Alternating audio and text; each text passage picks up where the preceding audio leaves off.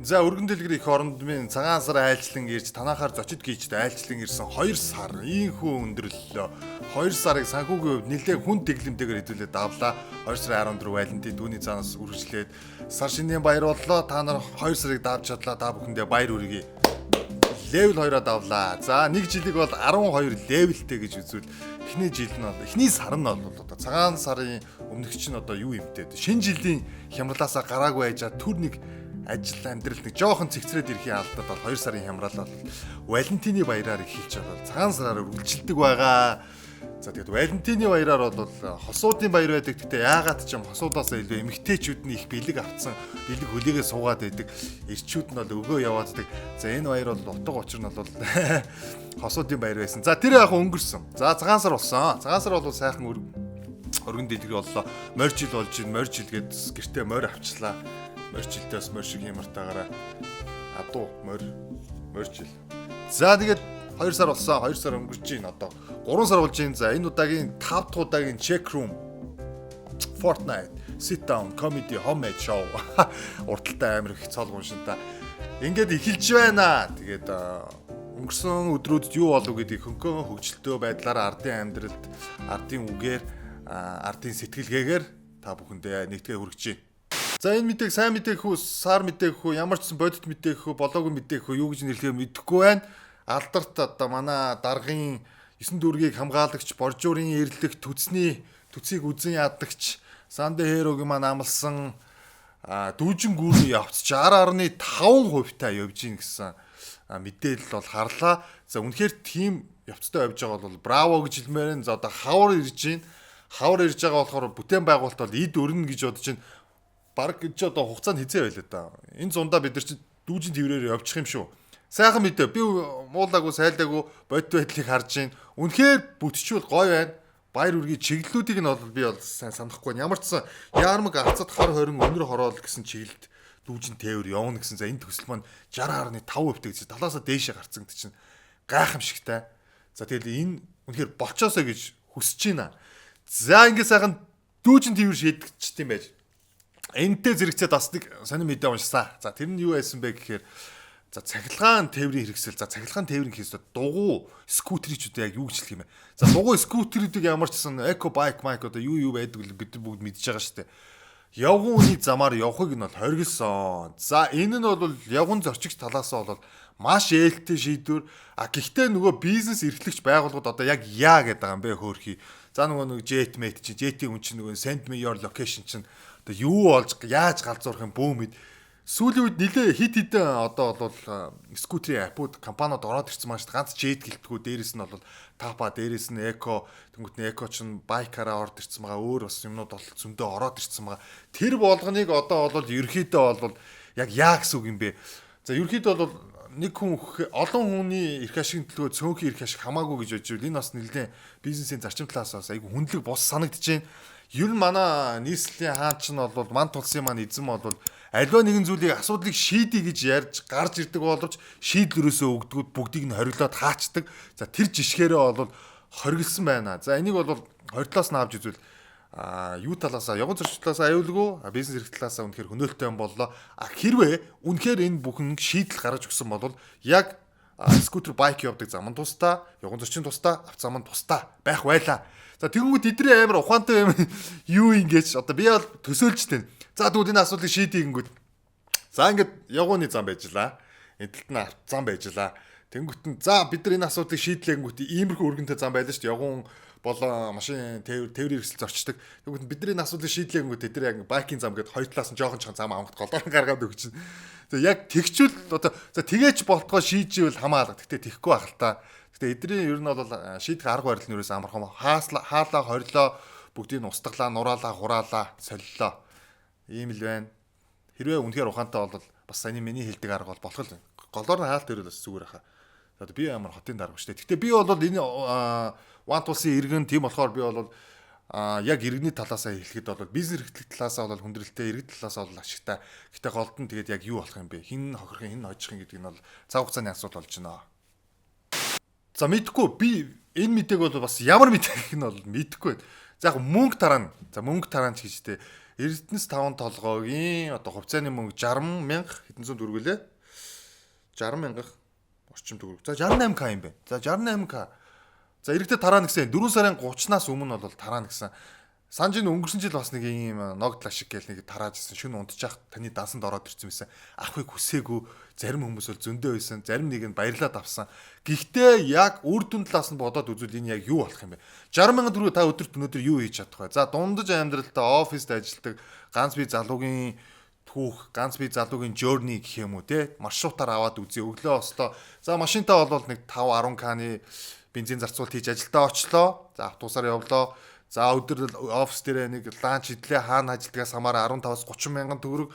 За ингээд 15-аас 30 дээрээ нэмэх нь нөгөө нэг тээврийн хөлсөө 2 үржүүлээ ороод ирэн за нэг 40 мянган төгрөг.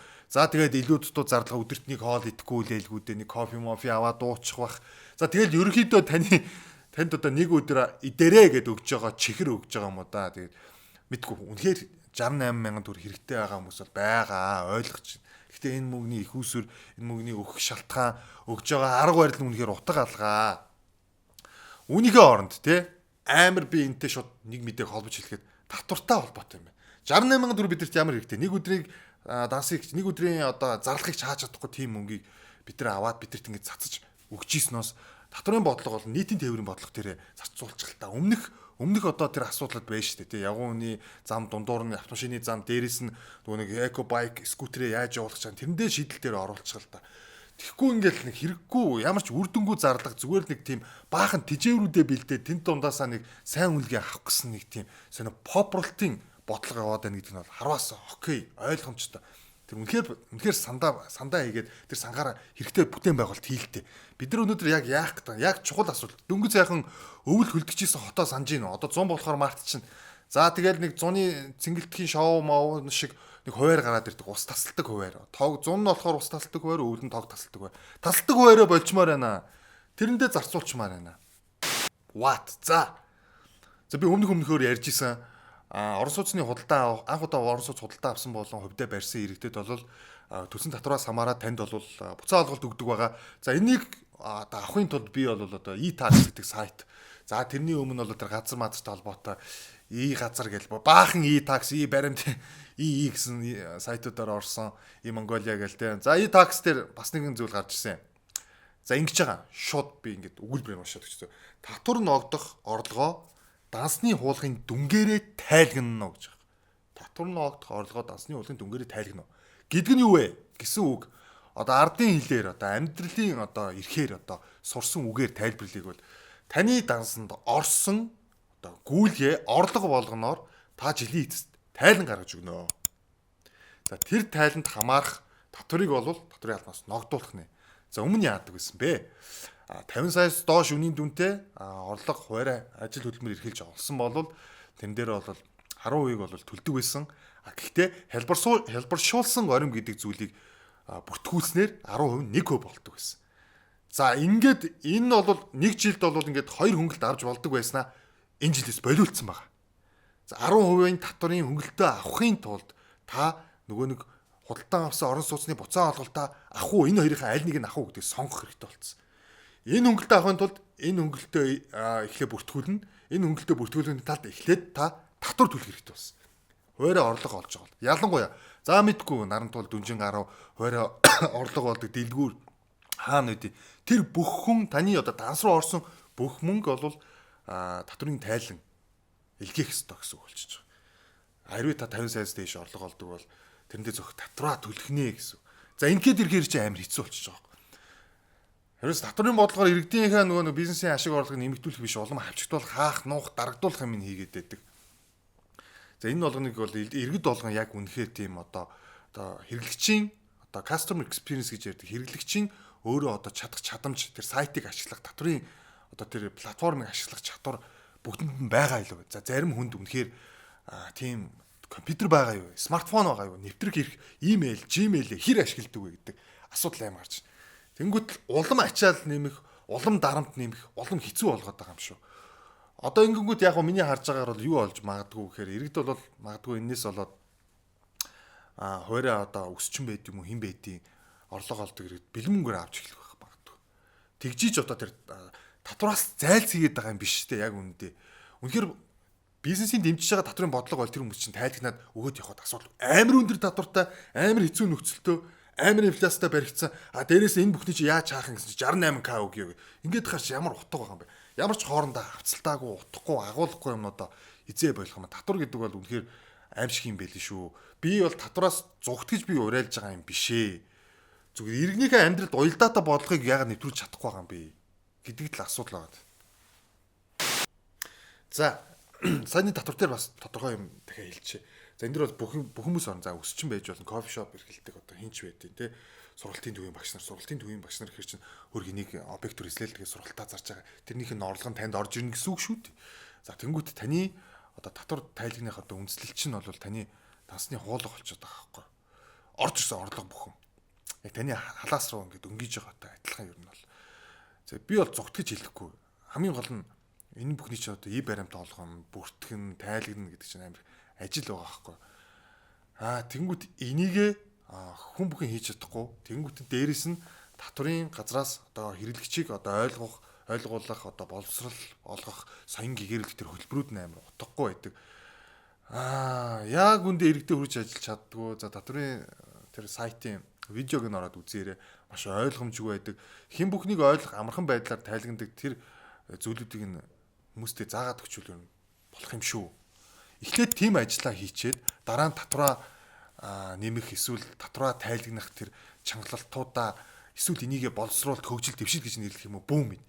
Эхлээд бид нар чадамжсан иргэний зөгцсөн нийгэмд таарсан тэр системийг гаргаж иж уйлдуулахгүй байж бүр алсын холын хязгаарын юм тавиад иргэдэд улам дарамтлаад байх яг зөв юм уу гэдэг л санаа. За юу ч бүгд сайхан болж ин сайхан амьдрын гэдэгтээ итгэлтэй байх хэрэгтэй. Итгэлтэй байгаад хангалтгүй бас зүтгэх хэрэгтэй. Зүтгэлтэй байгаад бас хангалтгүй татраа тайлбардаг байх хэрэгтэй. Ер нь манай вант улсад амьдрахад та биднэрт маш их олон сурах чадвар хэрэгтэй. За тэгээд бас баяруудаа дааж чаддаг байх хэрэгтэй. За 2014 болон цагаан сарыг бол давж чадсан бол удахгүй ирчүүд бид бүхний хүсэн хүлээсэн. Ирчүүдийн хүсэн хүлээсэн 3 сарын 8 гэж олон улсын эмэгтэйчдийн баярын мэнд хүргэе. Бүх эмэгтэйчүүд ээждээ эгч нартаа гэж эмэгтэйчүүдтэй ирнэ. Эмэгтэй хүсдэг хүмүүстэй. Тэгээд энэ баярыг бол яг хаанаас гаралтайг нь бол мэдж байгаа. Тэгээд тийм тэмдэглэлт өдөр байдаг. Эрхийн хамгаалах өдөр бусад орнуудад бол төдийлэн амар ингээд тэмдэглээд идэв бол мэдэхгүй. За Орос болог гэсэн ойлгомжтой. Оросд бол айхтар тэмдэглэдэг. За тэгээд ийм баяр удахгүй ирэх чинь. За энэ баяртай холбоотой нэг ах хүү, нэг залуу мэдэхгүй нэг ямар ч сан эрэгтэй хүүсийн homo sapiens бол хэлсэн мэдээлэл гаргасан байсан. Ямаа идэх 2 хоног хатаад хорчигаад хаягдах ямаа чи тоож идэхгүй тийм одоо цэцэг үлгэлээд яах юм бэ? Тэрнийхээ оронд ээж ихч эмээ эмэгтэйчүүд хэрүүл мэнд анхаарья гэсэн. За тэгээ байж чи хойноос бас нэг амар хар шилтэй сарвчтаа малгатаа ах хүү гарч ирсэн. За энэ цэцэгнүүд чинь бол амар хортоо мортоог л гарч ирээл яриад гэсэн. Бүгд ягаад ийм амар зохион байгуулалтаагаар энийг яриад байгааг би бол ойлгохгүй байна. Үнэхээр яг иргэдээ бодоод ийм цэцгийн бизнесийн эсрэг одоо пропаганда сурталгуулга хийгээд байгаа юм уу? Бөөм эд. За нөгөө талаас бас нэг цэцгийн бизнес эрхлэгч гарч ирсэн. Цэцгийн соёлыг түгээх гэж бид нар зовж ийн гэсэн. За тэгээд нийтгүй соёл түгээгээд одоо явах ёстой мó эсвэл харшил маршил тэр өвчин зовлон эрүүл мэндийг бодоод болох ёстой мó энэ бол сонголт бол та нарын гарт эцсийн эцэд бол одоо өгж байгаа нь бид нар авж байгаа нь та нар тэгээд өгсөн авсандаа үлзийтэй байвал болоо шүү дээ гэж аль нь ч хэлсэн яах вэ. За тэгээд ирчүүд 3 сарын 18-нд бас бидний баяр болдог. За яг биднийг ч гэж те яг одоо зэвсэг түвшний цэргийн л баяр болдог тоо. Тэгээд зарим тэгээд нөхөрхий цэрэгт яваа гэдэл бэлэг 3 сарын 8 зүгээр бэлэг авчиад яг өгөхдөө болонгууд чи яг цэрэгт явсан юм уу? Ер нь олол чинь цэргийн баяр гэл бас өгөхдөрөө жоохон татдаг байгаа манай эмэгтэйчүүд те. Үнэхээр цэрэгт явсан уу гэл. Тэгэл одоо муугар зүгэн жилж байгаа юм биш. Дайн тулаан байлдаан гарвал тэгэл явах л байлгүй дээ. Бид хэдэн тэгээд бити эргэжтэйчүүдийг тэгж асууж гомдоогоорой хөөх юмтай. 3 сарын 8-нд юу тарьсан түүнийг аавна гэл хүлээгээ сууж тийш шүү. Гэтэ 3 сарын 8-нд юу тарьсан тэр нь яг 2 хуваагдаад хасагтаад ороод ирдэг байгаа. За тэгээд дажгүйдээ тэгээд өхгүй байлаа гэд бид нар гомдохгүй өгснийг нь бол сайхан инээгээл бишээгээл аавна.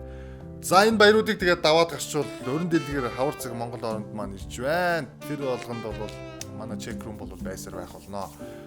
За ингээ манай сууг бол check room гэдэг нэртэйгээр бол YouTube дээр бол одоо 5 дугаараа үргэж байна.